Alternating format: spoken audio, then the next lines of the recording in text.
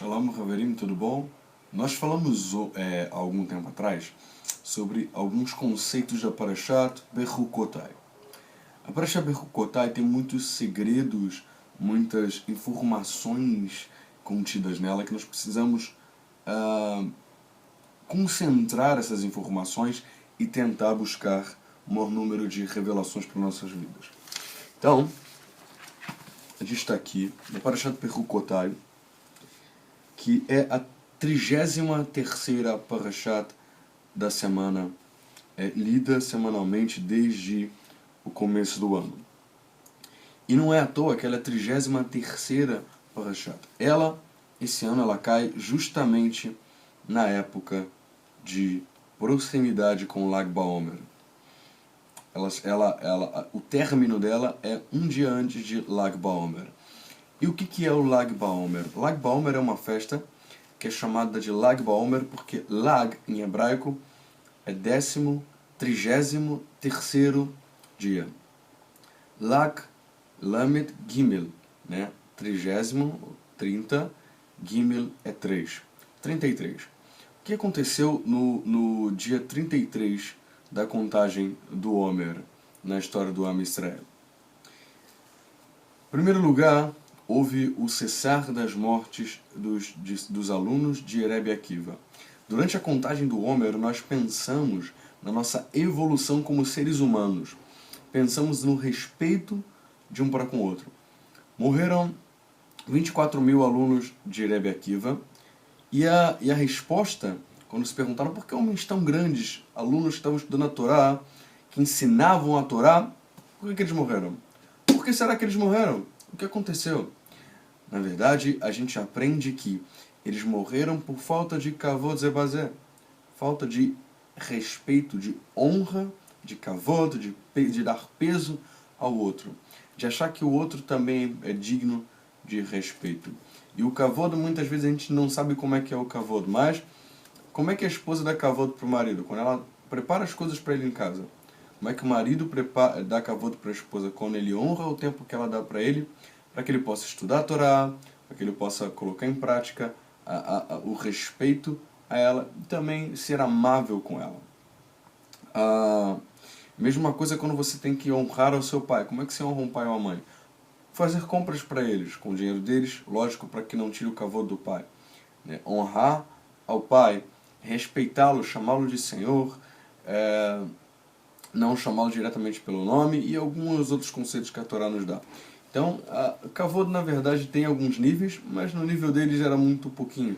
Porque eles se respeitavam, mas eles não davam peso grande de um para com o outro. Ou seja, não achava que o outro era talvez mais digno de respeito do que a si mesmo. Até porque todos eles eram gedulim, todos eles eram estudiosos da Torá, também de Chacham, então fica um pouco mais de... A cobrança é um pouco maior para com eles do que para conosco. Mas nesse tempo a gente treina esse kavod com o próximo, esse respeito ao próximo, mesmo que outra pessoa talvez aos nossos olhos não mereça, mas mesmo assim a gente treina esse comportamento mais honroso. E em Lag BaOmer, no 33º dia, além de cessarem as mortes dos alunos do Rebbe Akiva, é uma discussão se é no 33º ou no 34º, mas essa não é a questão.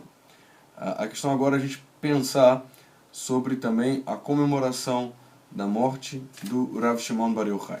Rav Shimon Bar Yochai, ele morre e diz para não comemorar com... não lembrar com tristeza, mas sim colocar alegria no dia da sua morte, porque esse era o desejo dele. Então, aqui em Bechukotai, que coincide que é a 33ª, como a gente já falou, parece assim: em Bechukotai telechu ve'et mitzvot teshmaru. Então aqui ele começa, como a gente já leu anteriormente, mas a gente vai trazer um outro viés aqui agora.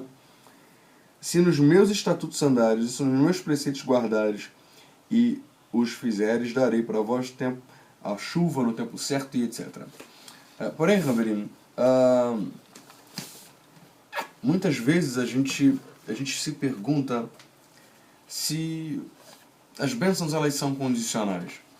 se eu só sou merecedor de bênçãos se eu faço algo. Segundo a Torá, sim. As bênçãos nos alcançarão, o sagrado nos abençoará na chegada, na saída, nos protegerá de todo mal, se nos meus mandamentos andarem. Então os mandamentos, eles não são a condição para bênção ou castigo. Ao contrário, o mandamento ele segue a bênção, né? Você faz o mandamento e ele, por si só, já traz consequências boas. No mundo onde a gente vive, no mundo material, tudo tem uma consequência boa ou além não tão gostosa para conosco. Então, cada ato de bondade que você faz reflete uma positividade no mundo. Cada ato que não é bom também reflete também ações e consequências não boas. Então, nós fazemos o nosso presente, nós fazemos o nosso futuro. É lógico que existem coisas que dependem do mazal, da vontade de Akadosh Baruch Hu, em olhar para nós com olhos graciosos. Porém, no geral, em via de regra, nós fazemos o nosso próprio presente. Se nós não trabalharmos, se não fizermos nada, do que a gente vai viver? Né? Esses são os conceitos básicos principais. Mas vamos lá. Se a gente for comparar essa primeira expressão em Bechukotai, ele dá o valor de 561. 561 é a expressão em Bechukotai, se nos meus Hukim andares. Eu já falei um pouquinho antes sobre o Huk, mas eu quero falar sobre uma coisa mais elevada sobre essa expressão. O Huk, ou Hukim, ou Bechukotai, né, nos meus Hukim, como aqui está falando, a expressão Huk é um mandamento que, a princípio, não tem uma lógica muito bem estabelecida, como a gente já falou no vídeo anterior. Então ouça outra parashá do Bechukotai que a gente gravou para a gente saber direitinho esse conceito. Porém, o sagrado, ele espera isso de nós. Quando a gente faz um mandamento que ele por si só já tem uma lógica, por si só já tem um porquê. Por exemplo, eu não posso tomar a esposa de alguém uma mulher que já é casada. Por quê? Porque senão ele pode se vingar de mim, ele pode achar mal, pode ir contra mim, etc. Então, naturalmente, essa mitzvah tem uma lógica. Mas a mitzvot como Shemitah, que a princípio não tem muita lógica, não explicitamente, não meforash, por exemplo, a mitzvah de tzedakah nem sempre tem uma lógica. Então, Haverim, os nossos Chachamim, os nossos sábios, como a Torá já diz para a gente fazer, colocar uma cerca, um siag la Torá, né? Uma cerca em volta dessa história. Por quê? Porque quando não tem uma lógica, quando tem uma lógica, eu preciso fazer um esforço menor. Por exemplo, não matarás. Não matarás já é algo universal do ser humano. Eu sei que matar é uma coisa ruim. Então isso eu não preciso fazer tanto esforço para me cuidar com esse mandamento. Agora mitzvot que não tem... Eu penso, por exemplo, colocar tefilim todos os dias. Para que eu vou colocar tefilim todos os dias? Qual a recompensa que eu vou ter? A princípio nenhuma. É um huk, é algo que a priori, meforash, não tem muito sentido na lógica humana. O único sentido que nos dá força para fazer uma mitzvah como essa é honrar, servir e amar o sagrado, e bendito seja ele.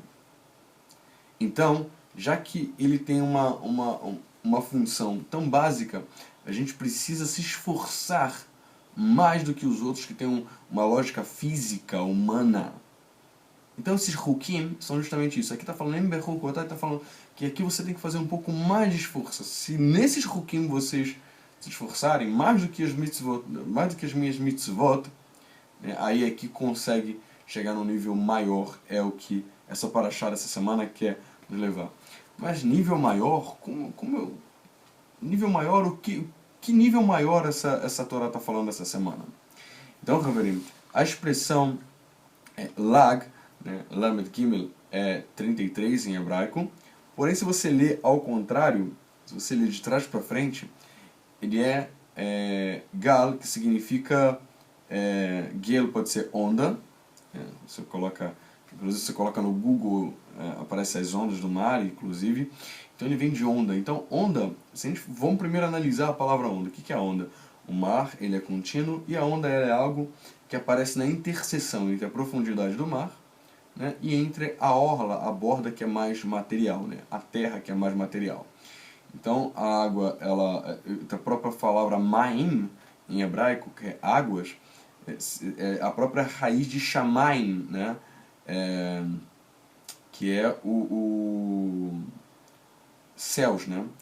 Im, né? Águas, maim são águas, e shamayim são os céus, né? Os dois céus, os céus de cima e os céus de baixo.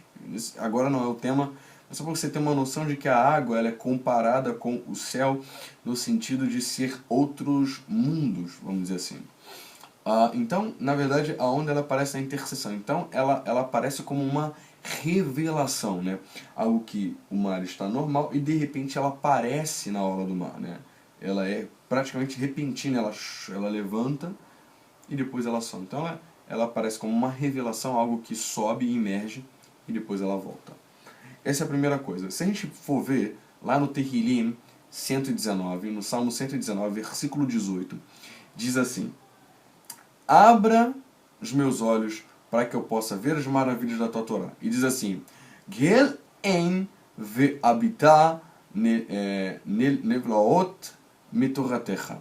Miflaot. Miflaot vem da palavra pele, né? Que é maravilhoso. Então, gal, aí ele aparece, abre os meus olhos, mas na verdade aí eu tenho um sentido de revele para que eu possa ver, né? Traz uma revelação. Gal, né? Revela. Então, aí se a gente for ler ao contrário, aí, o Lamed Gimel, ele tem essa mesma raiz de revelação, né? Trazer uma revelação maior. Só que essa palavra gal, ela divide raiz também com regel. Regel, ele é o pé, né? Pé é o regel. Só que o regel, ele também, se você for verificar no hebraico, heregel significa hábito, né, que vem na mesma raiz de pé, né, mas também ele quer dizer hábito, uma coisa que você faz continuamente.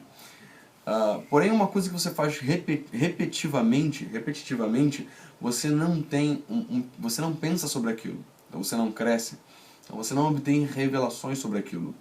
Porém, quando você uma outra palavra para hábito, que a gente não usa tanto, para hábito a gente usa heregel, né, que é uma coisa que você faz pé a pé, vamos dizer o seguinte, você faz constantemente. Porém, há uma outra palavra no hebraico para falar uma coisa que você faz de vez em quando, que você faz de continuamente, que é menhag. Menhag, ele é um costume, mas na verdade geralmente ele é traduzido como costume de, por exemplo, uma festividade que você sempre faz, é um minhag, é um costume de família, por exemplo. E o minhag, e quando você lê, ele é o contrário. Minhag é mem, nun, re e gimel, né? Se você for ler ele ao contrário, a mesma palavra significa gehinom.